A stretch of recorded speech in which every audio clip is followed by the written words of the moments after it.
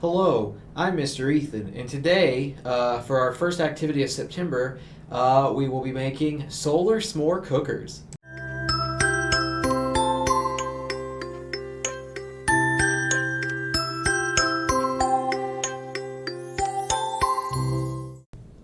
Here is what the finished solar cooker will look like after you've already built it. It has a bunch of materials that you'll be able to pick up at the library when the packets are up. At the same time this video goes up, you'll need your pizza box, you'll need some aluminum foil, you'll need some plastic wrap, and then you'll get your aluminum foil as well, and also you'll get a popsicle stick and something to help hold it and adjust it so you can angle it towards the sun, because the way you'll use this is you'll stick this outside in view of the sun and you'll angle the flap to reflect the light down into your box.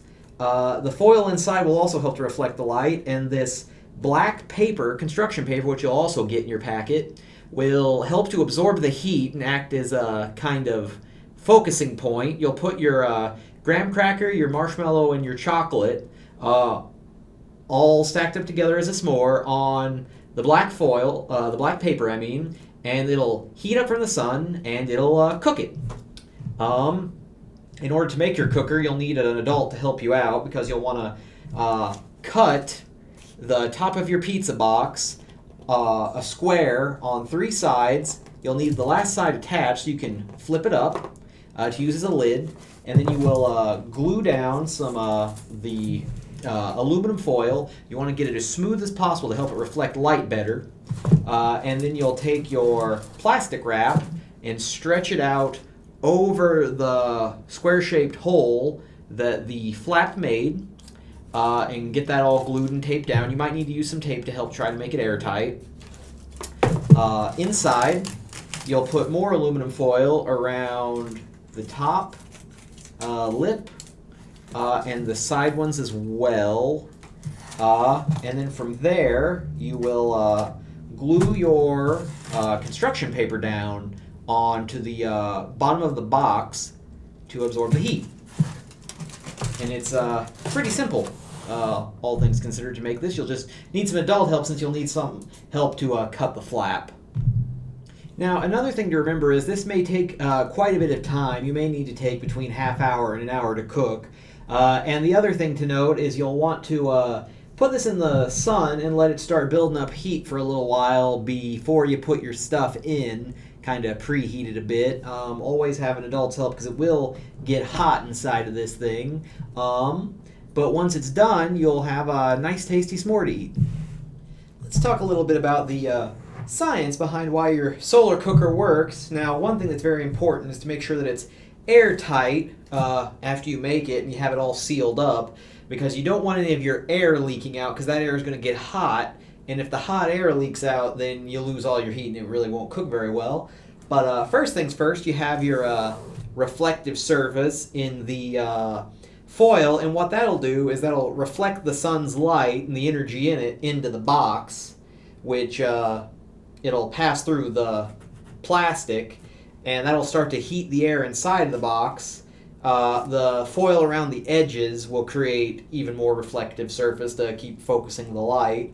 And the black paper, dark-colored things absorb heat more readily than light-colored things. So the black paper will absorb the heat and become hot itself in order to keep the inside heated. After you make this and try making your s'mores, you can consider this model of solar oven a prototype, and you can really work on the engineering process and iterate on it and try some different experiments. You can try to cook different things. I wouldn't recommend anything that's raw going inside of this, but you can make little pizza bagels or try to make little quesadillas in it.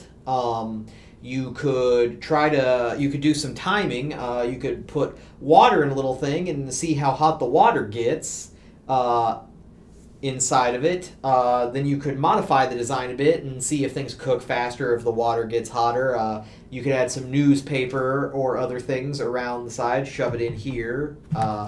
on the edges to make a more insulated version to help keep the heat contained, and really just iterate on the design and see what kind of stuff you come up with, and really get a grasp on the engineering process, because inventing things and making new products or items is always a iterative process where new versions are always conceived and tested. I would like to thank you so much for joining us today for this program. We are back up and running for the month of September. We'll continue to have programs. Check out some of the other great things we have going on at the Mooresville Public Library.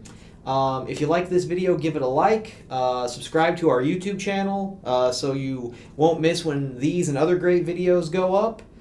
Don't forget to come to the library to get your packet. The packets are available every Monday, even in the morning before the video comes up. And be on the lookout for some of the other great stuff we got going on. At the end of the month in September, on the 25th on Saturday, we will be having Silly Safaris come by to show some animals and put on a presentation. So if you like animals, come and see some with us on the 25th on Saturday. And if you are interested in books, we have a Homeschool Book Club. Now, you don't have to be a homeschooler to participate, but we are getting a youth book club up and running, and it will be meeting in September. The details for that are on the Mooresville Public Library activities calendar available on our website.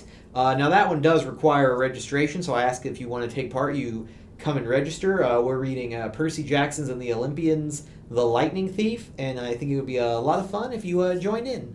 Thank you, and have a great day.